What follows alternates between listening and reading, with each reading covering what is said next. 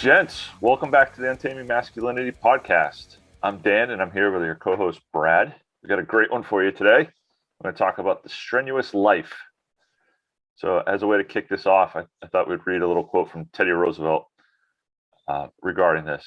I wish to preach not the doctrine of ignoble ease, but the doctrine of the strenuous life, the life of toil and effort, of labor and strife, to preach that the highest form of success comes from not to the man who desires more easy peace, but to the man who does not shrink from danger, from hardship or from bitter toil, or out of these wins the splendid ultimate triumph. So what do you think there, Brad? So I think you and I might have discussed this in our intro episode.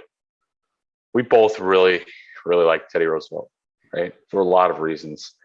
And I think in large part, what makes that man so compelling and so interesting is the fact that for those of you who might not know Theodore Roosevelt's backstory, when he was a little boy, he had just this incredible relationship with his father, but he was a boy who was afflicted with a lot of illness. He was small for his age.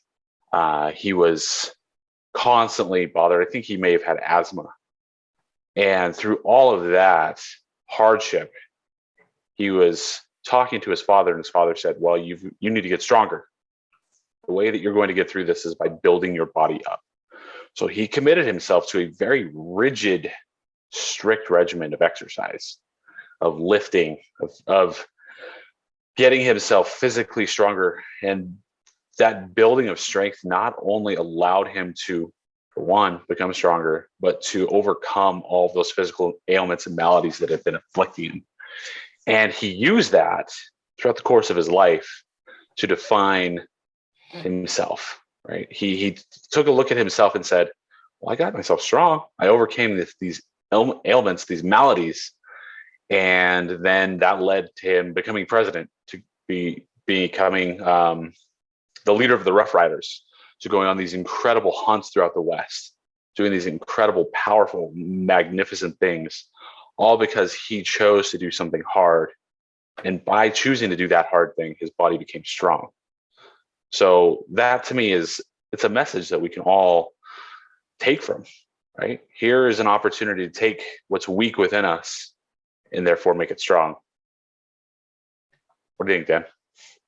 Yeah, I think that's I mean, for a lot of reasons, Teddy Roosevelt resonates with me. He's one of my favorite presidents for a lot of different reasons, but this in particular is one of them. His ability to kind of just, find a way or make one through the hard ways is an impressive trait.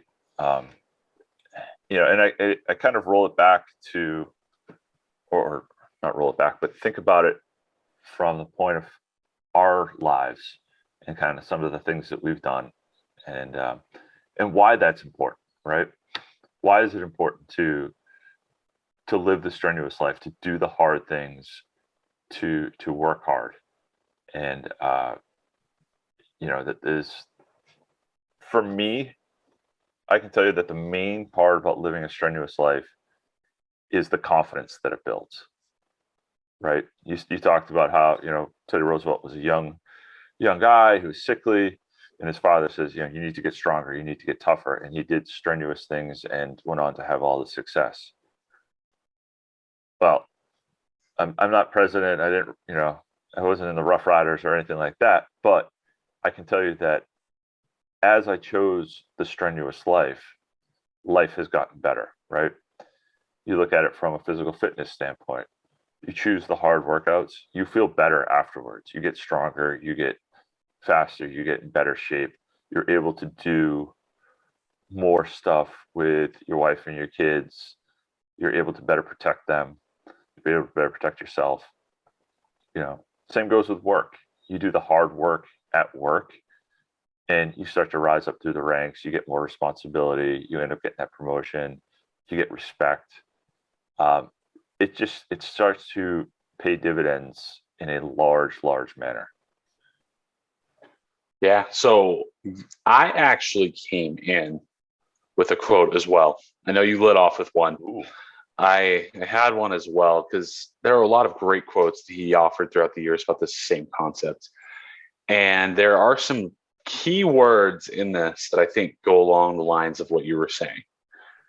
And he said, far better is it to dare mighty things, to win glorious triumphs, even though checkered by failure, than to rank with those poor spirits who neither enjoy much nor suffer much, because they live in the gray twilight that knows not victory nor defeat. So there are a few things I really like in there, right? He's talking about far better is it to dare mighty things, dare them, right? And then he also says, those poor spirits who neither enjoy much nor suffer much, because they live in the gray twilight that knows not victory nor defeat. So yeah, we might not ever become president of the United States or lead a group as awesome as the Rough Riders. But in each of our lives, how many people can look back and see that gray twilight, that in between, that feeling of lacking because they didn't dare to try something? So Dan, let me ask you a question kind of along those lines. Mm-hmm. Can you vividly recall a time where you regret something to this day because you were too busy sitting on the sidelines? There's a lot of things that come to mind kind of instantly when you say that, right? I will say this, fatherhood comes to mind. When my kids were little, I got twin girls, and when they were little, I didn't know what the hell I was doing. And I left a lot of that to my wife, a lot of the parenting to my wife. Not that I was removed, but I wasn't as involved as I wanted to be or should have been. And I feel like I just kind of sat in the sidelines and didn't put in the hard work to try and figure it out. And I kicked myself for that when they were little. That's definitely one that comes to mind. I could go back, I'm sure, to sports settings or to some situations in work, but that's the first one that jumps to mind, and probably the one that I regret the most in life.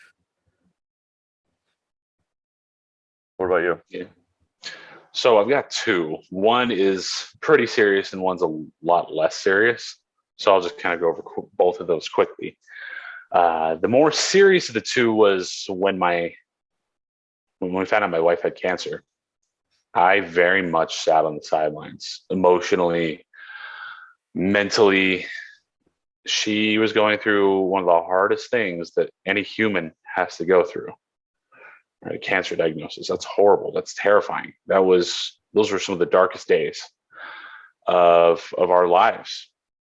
And in fact, along those lines, last night I had to stop in the emergency room of the hospital where my son was born.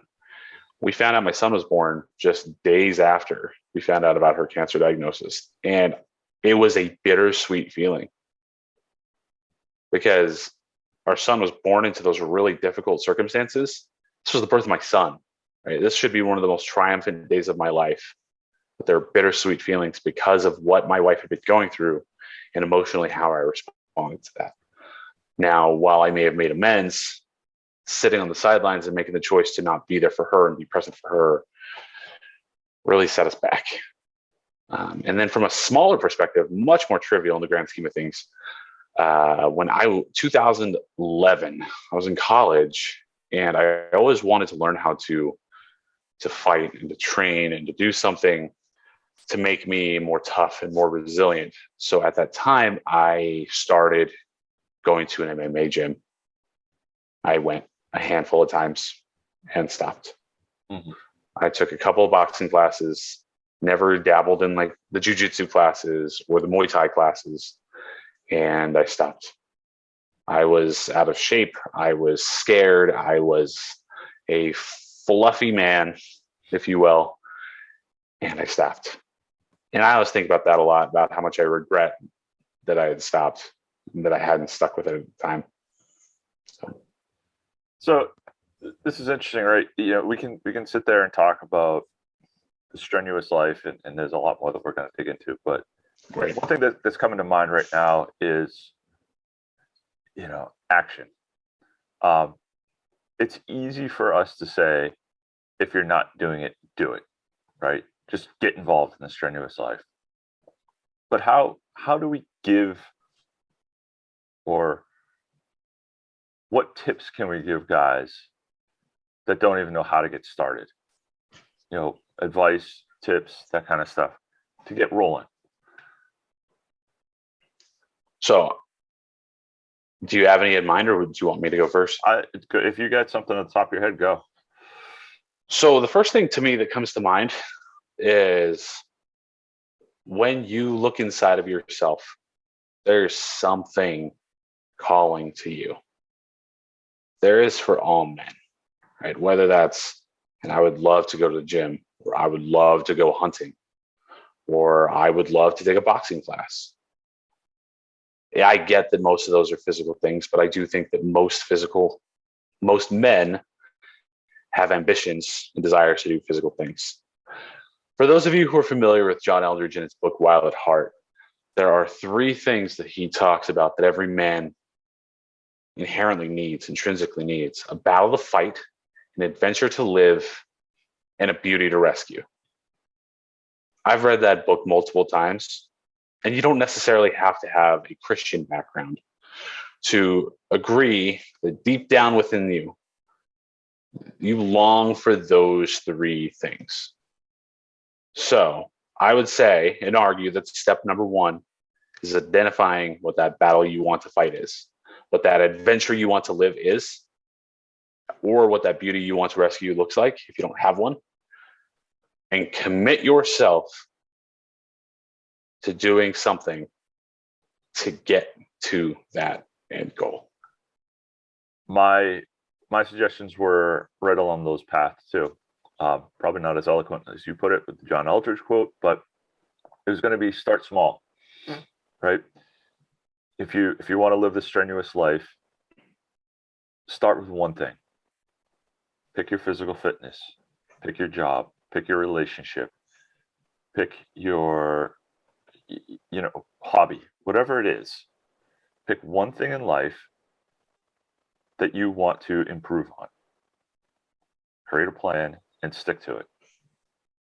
The plan should be doable, but hard enough that it's challenging. And what you're going to see is, as you progress through that level of improvement, you're going to gain confidence, like I was talking about before.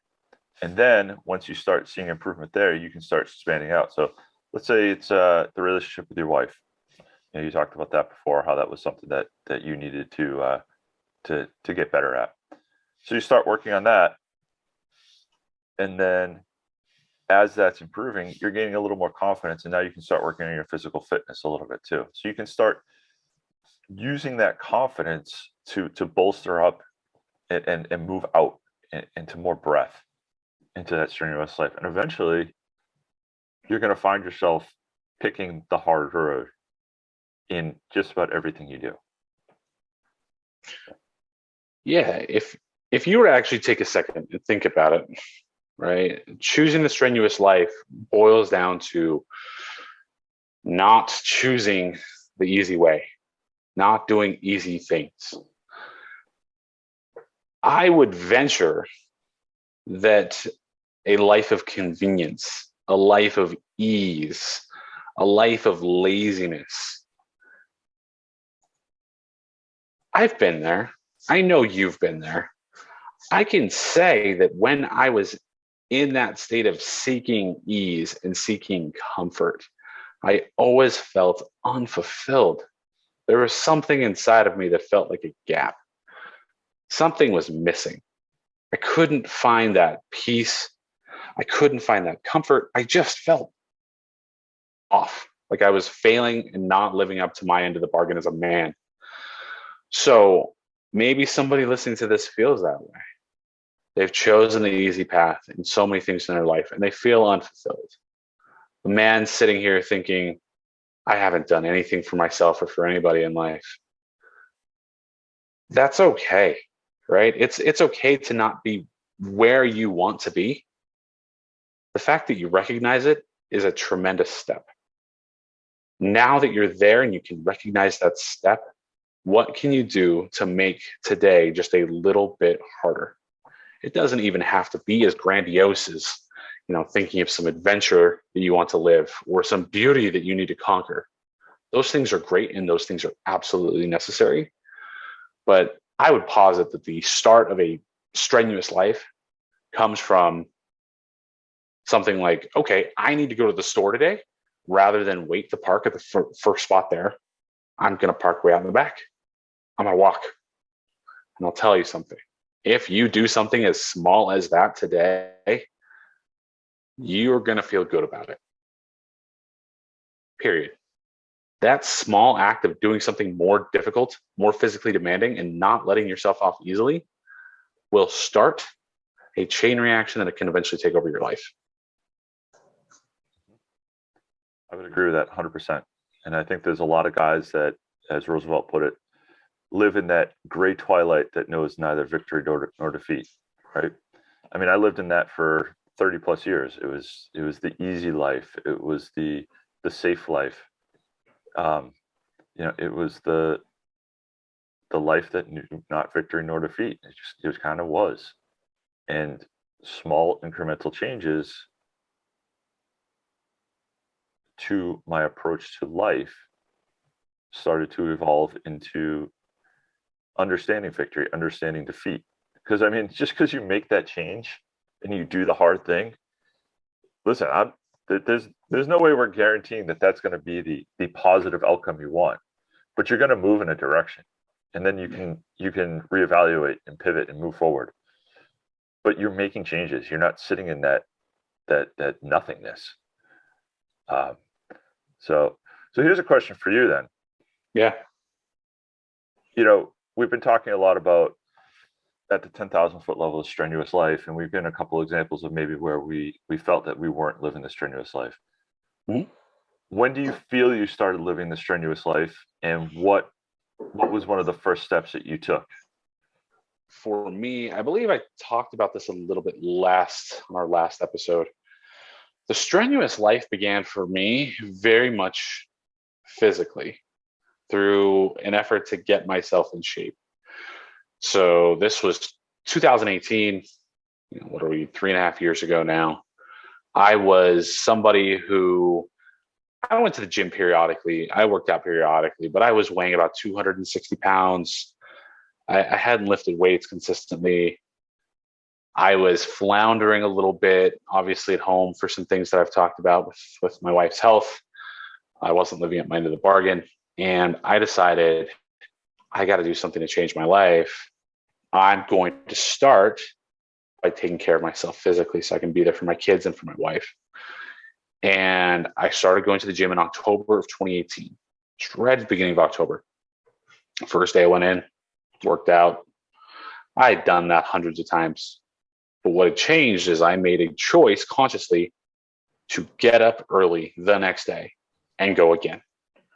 So I started creating a habit of getting up between 5 and 5:30 to go work out before work, before I went about my day. And I did it day after day. And I built this spreadsheet. I had my weight, I had how many calories I was eating, and I was trying to track to see if I eat X number of calories, if I go to the gym at X number of days, here's eventually what's going to happen. Scale didn't move for a month, for maybe 2. But I started feeling more powerful. I started feeling stronger. I started feeling like I was accomplishing something difficult. Just the act of pushing a heavy barbell off of my chest ignited something in me. The act of consistently squatting. I hated squats. I still don't enjoy squats to this day. But that act of experiencing some physical pain and that triumph of, I just did a set. I hadn't hit, what was the number, like 225 on squats in a long time. And I did that. And I was like, wow, I feel empowered. I feel strong. This feels good. Eventually, the needle started moving. Eventually, I started losing weight. But what came with that is this power of not only am I accomplishing something, but I'm going through physical pain. I mean, for those of you guys who train in the gym regularly, a lot of those sets hurt.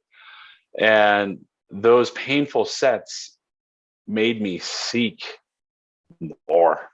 This hurts. I'm getting stronger because of it. I'm chasing out the pain of the inner bitch voice. And I fell in love with it. I fell in love with seeking hard things and it being difficult. And it started to grow and snowball. I got it because I wanted to hurt. I got it because I knew I was going to get stronger because of it. I wanted to go on long bike rides up canyons that made my lungs burn because it was going to make me stronger. I loved conquering hikes that used to intimidate me and scare me. Because where I live in Utah, we have beautiful hikes everywhere. It's an incredibly beautiful place. And I would get up and say, I'm going to go conquer this 4,500 vertical foot climb that I never would have touched in the past because it's going to be hard, because it's going to be awesome. It was very transformative. And it all started from seeing a little bit of pain, what that end result brought, and the fact that it got me stronger. So what about you? I'm laughing because it is a very similar story. And I think that I'll tell my story in a second, but I think that in general, what it shows is that if you start with your physical fitness, and we've said this on other podcasts about other topics, everything else starts to fall into place. But for me, it was almost a happy accident. So, I'd been living the gray man life, right? Everything was just going along, everything was fine. I was doing well, but I wasn't. I just was, it was Groundhog's Day. And I got a new job and I got a new boss. And this boss is big into powerlifting. So, uh, we started talking about working out. And he's like, what do you do? What do you do? And I was just, going to the gym, lifting, whatever. And he goes, you should try this. And he gives me, I think it was a Strong Lifts app, the 5x5 app. And he goes, try this. He goes, try this for like a month and see what happens.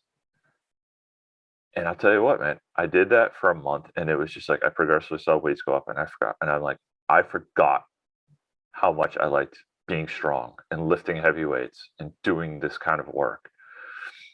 And I did that for, I don't know how long, at least a couple months, 6 months maybe. And then he goes, try this. And he gives me a 5-3-1 app, which was even a little bit more, powerlifting based. And now I'm deadlifting weights I've never deadlifted before. I'm benching and squatting weights I've never done before. And I just felt strong and empowered. And all of a sudden, it's like the floodgates opened. I became more confident at work. I remember clearly that I decided I'm going to go on an overnight backpacking trip by myself. I've always been an outdoorsman. I've always liked being outside and camping and that kind of stuff, but I've never done that kind of stuff by myself. So I planned a trip. I went upstate, up near Bear Mountain in New York, and did this like 2-night, 3-day overnight backpacking trip that completely pushed me out of my element. Remember sitting in the woods, scared shitless, a couple nights, just by myself, not knowing where the next source of water was. But I had the confidence in myself at that point to I'm like, I can get through this. I can do this hard thing. Yeah, and I remember one morning on that trip, I think it was the last morning, I woke up with about a liter of water left. And I know I had about 10 miles to the truck. And I'm sitting there going, it's going to be a long day. Got to make this work. Got to make this last. Because I didn't know that if there was a stream running, because it was middle of September. Everything had dried up by then. Fortunately, I found a stream on the way to fill up some water. But I kind of set my mind into this rigid state where I'm like, all right, in order to do this, you've got to ration this water for the next 10 miles and make this work because you can't give up. It's not an option. And that was kind of the point where I knew, like, all right, I've turned a corner mentally. and made, and chosen to voluntarily do hard things. Uh, but yeah, it was definitely that point in life where I had somebody say, just try this harder workout, and and the floodgates open from there. So I guarantee that trip is something you can still look back on, take a lot of valuable lessons from, and look back on fondly, right? Even if it might have sucked at the time. yeah, that is a trip that I will forever remember. Yeah. So And that's the secret sauce right there, is even for Teddy Roosevelt, it started with lifting weights. It started with exercise. It doesn't have to be that for everybody, but you made a really interesting and very important point that the act of lifting and make yourself stronger builds confidence, the steely confidence. That's that to me was what happened. Is it was unbelievable how my confidence improved once I started taking care of myself and realizing 90% of men out there aren't doing what I'm doing, and I'm not doing anything special. right. But the fact that I am makes me that much better because of it. And I think that most men look at somebody like Theodore Roosevelt and are intimidated. Here's a hero. Here's a legend who almost had a book out of, it was almost as if his life was out of a book because he did so many incredibly insane things in the eyes of many. For somebody who is busy chilling on the couch watching Netflix or having their Oculus goggles on or whatever, this idea of going to Africa to hunt lions in the early 1900s has got to seem completely insane. But for those of us who started doing harder things, I'm not necessarily going to sit here and say that my end goal in life is to go hunt lions on the savannah in Africa. But you better believe I would love to go on a grizzly hunt in Alaska someday. I'm not there yet, but that idea seems thrilling. It seems absolutely wild. And that fear, that scariness that is there, right? There's fear. You're setting yourself loose in the woods with a grizzly who could tear you limb from limb. But there's something that just seems intoxicating and powerful and amazing about it. Because I started laying groundwork where I'm doing hard things. So that because I've done hard things, what can I do to push that envelope just a little more every day to get there? So you hit on two things, right? We were talking about physical fitness and how that is kind of the genesis of all this, right? I think that's because it's so measurable, right? Yeah. You can go to the gym, you can go, if you're a runner, start running, whatever it is, but it's very measurable and calculated. You can see improvement on a relatively small time scale. Whereas if you concentrate on, say, the relationship with your wife or the job or whatever, it's much more intangible. You can't, or unquantifiable. You can't measure it as easily. I can record my bench press every week and see that number move up, whether it's reps or weight or whatever. I can see that I'm improving. I'm getting stronger. So I think that's important. I think that's the good place to start building confidence, right? We've said it before, and I'm sure we'll say it again. It is the easiest place to start improving yourself as a man. The other thing that you hit on was how confidence breeds confidence, and your success starts to open up doors that you didn't even think were possible. Right. So you talked about the grizzly hunt in Alaska. 3 years ago, is that something you would have even considered as a possibility in your life? No. Yeah. Yeah. I mean, I'm staring down things now. I'm in the middle of an MBA program. 3 years ago, that was something that I never even would have considered as a possibility in my life. And I think this is pretty benign at this point. I'm looking at much like you, I'm getting into hunting, and a big out west hunt is something that I want to accomplish in the next 3 years or so. Um, I've got audacious goals financially and business wise. I've got, I mean, even you and me sitting here talking and doing a podcast is something that confidence wise, I never would have had the balls to do 3 years ago. Who wants to listen to me? What do I have to say? And now, I mean, I think you'll agree. I don't think I'm an expert in any of this, but I feel the confidence that I have something important to share and I'm willing to put it out there and help other guys. So it's definitely an exponential thing where as you as you gain confidence, you build confidence. And I think it's part of that strenuous life. It's part of doing the hard things to get where you want to be and unlocking doors. So I got a question for you though. Yeah, ask away. This is something I've been thinking about during our conversation here, right? Is it always right to choose the hard path just because it's the hard path? So let's say there's one option that gets you to your end goal and it's hard, it's strenuous. And there's one path that gets you to your end goal and it's much easier. But the end point is the same. Are you always picking the hard path? So my initial inclination or thought is no. And I would definitely say that I don't always choose the hard path. And as you were asking that, I was trying to think of why or examples. And I believe that there are certain things or tasks or journeys that don't necessarily require that hard path.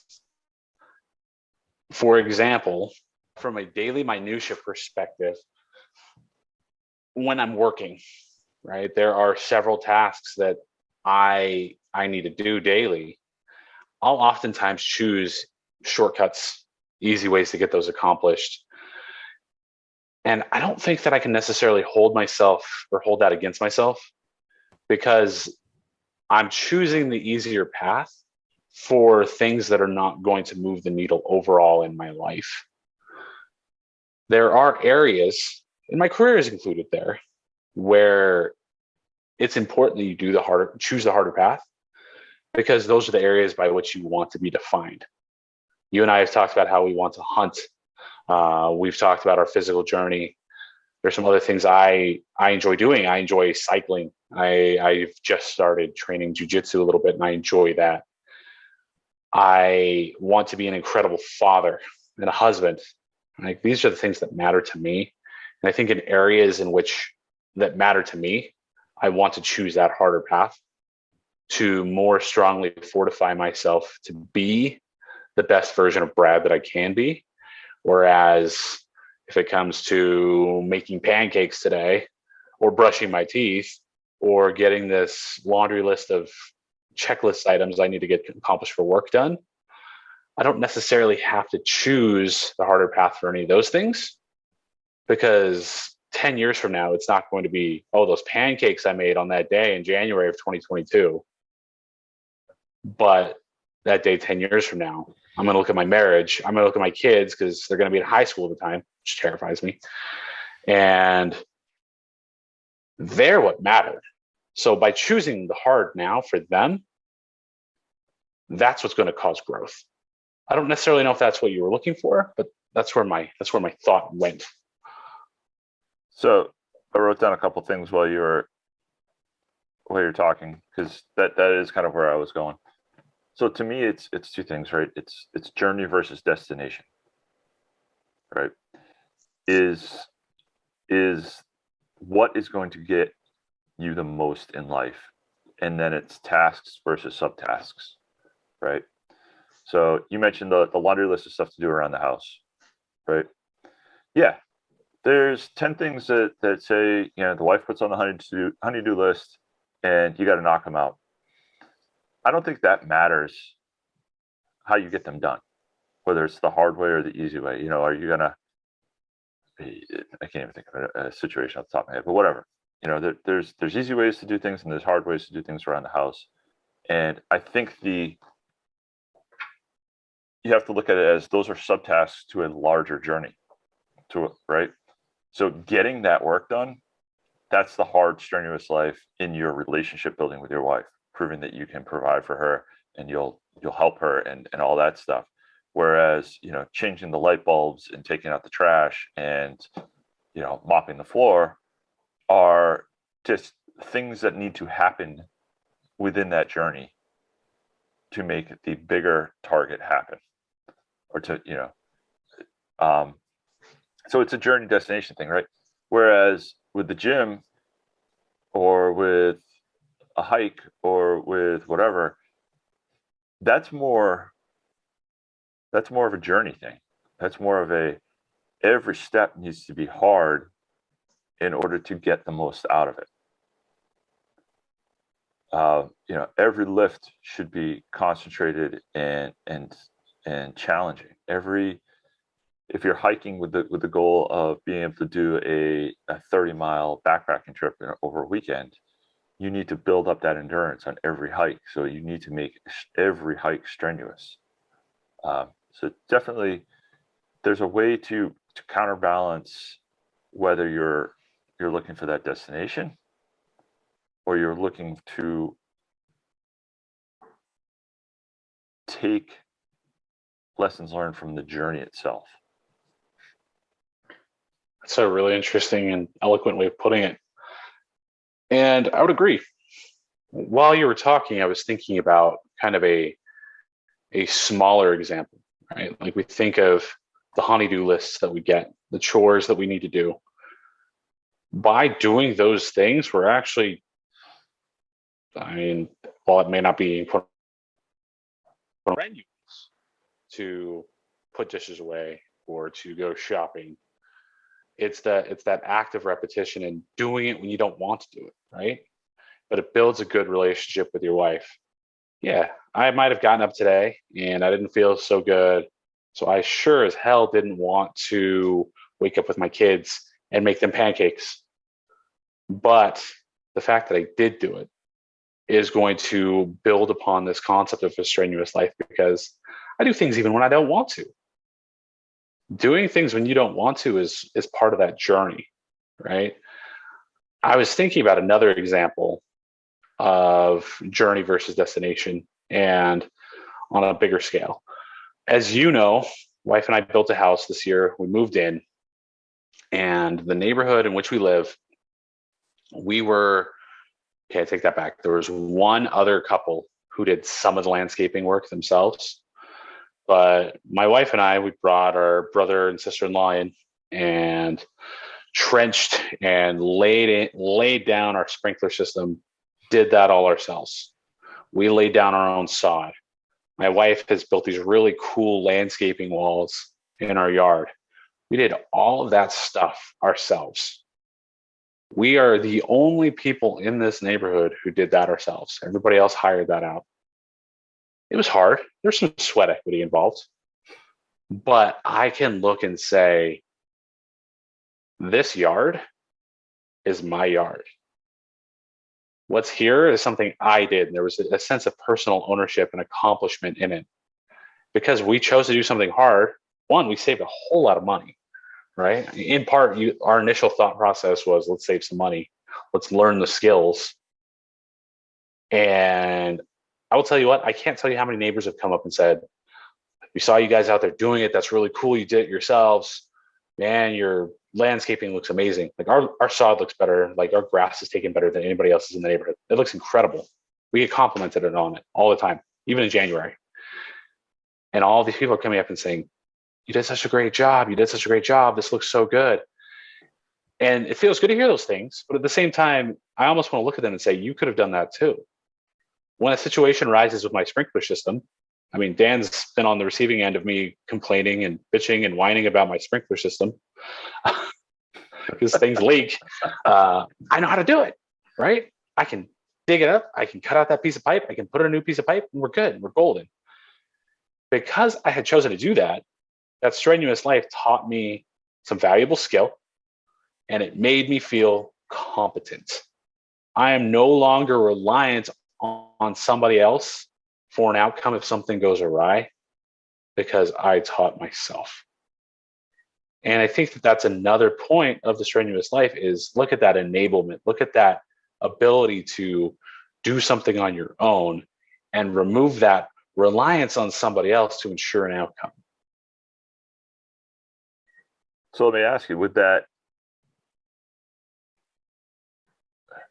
does that build confidence for you in other aspects of your life? Meaning, are you now more confident to try a plumbing project in your house or an electric project in your house, given that you've had success outside on the sprinkler system with something you knew nothing about? Absolutely. That confidence is unbelievable. Here are things that I can do now that I can accomplish. And here's a secret. Sprinkler systems aren't that hard. Yeah. But the confidence that came from that is immeasurable. Now I can do other projects in our house. Plumbing is still a little intimidating, but at the same time, I know just because it's intimidating, that's not an insurmountable barrier of entry. Just let's do it. Let's rock and roll. Well, I can tell you this, as a plumber's son, it's a lot less intimidating than electricity because plumbing for the most part isn't going to kill you. Factual. All right. Well, I mean, we've been talking for about 45 minutes now. I think this is, once again, we say this a lot, but I think this is an important topic for men. It's, the strenuous life is something that I think every guy needs to explore, get involved with, and find his journey. And not everyone's going to be the same, right? We talked about a lot of physical fitness stuff here. While I absolutely think it's the gateway drug to a strenuous life, it's not where you necessarily need to start. I would encourage it. Being in shape is good for you on a variety of levels, but start at work, start in your home with your wife or your kids, start in your community, wherever, but pick something, find a way to be strenuous, find a way to do the hard things and gain confidence and move forward. Make yourself that better man. Any last words? I think that was really well put. I would say, if anybody has not, Theodore Roosevelt gave a talk in 1899. It was this discourse, it was political, but it's called The Strenuous Life. It's worth a read. It's a really powerful discourse, even to this day. So along those lines, I would just encourage you, take a look within yourself.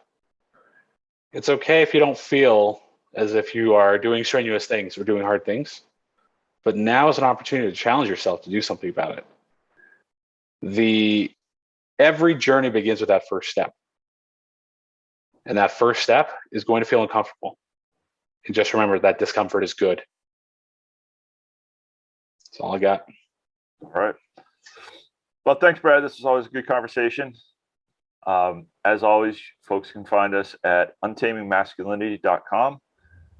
You'll find links to our YouTube channel, to the podcast, to all our social media, ways to get in touch with us, all that good stuff. And, please visit the site. We're constantly updating it, trying to make it a little bit better. And we will talk to you guys next time.